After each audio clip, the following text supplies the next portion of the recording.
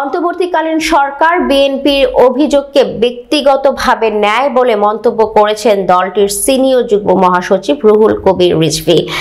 কোনো ক্ষেত্রে কৌশলে প্রতিশোধ নেয়ার চেষ্টা করেও বলে অভিযোগ করেন তিনি। সোমবার নয়াপল্টনে মহিলা দলের বিক্ষোভ কর্মসূচিতে তিনি এসব কথা বলেন। মাগুরা সহ দেশ জুড়ে সাম্প্রতিক ধর্ষণের ঘটনার প্রতিবাদ ও বিচারের দাবিতে বিক্ষোভ কর্মসূচি পালন করে সংগঠনটি। রিজভী বলেন, দেশে ধর্ষণের পরিমাণ বেড়ে গেছে, কোথাও নারীদের নিরাপত্তা নেই। শেখ হাসিনার আমল থেকেই নারীরা নির্যাতিত হয়েছিলেন, এখন তো ছাত্রলীগ যুবলীগ নেই, তাহলে কারা এই হিংস্রতার সঙ্গে জড়িত?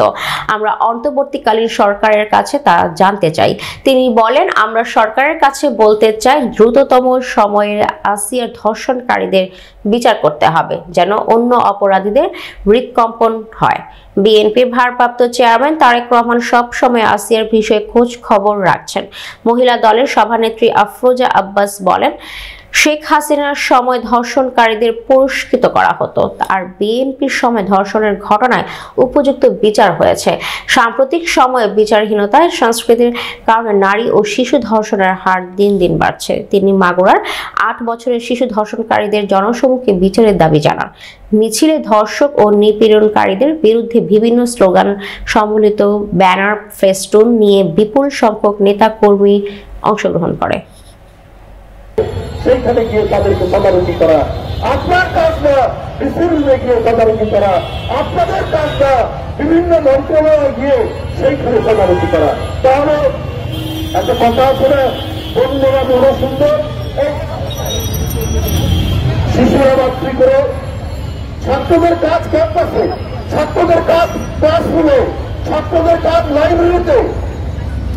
আপনারা এক বিশাল আন্দোলনের মধ্য দিয়ে জমি কাঁপানো, ভূমি কাঁপানো, মৃত্তিকা কাঁপানো আন্দোলন আপনারা তৈরি করেছেন। কিসের জন্য?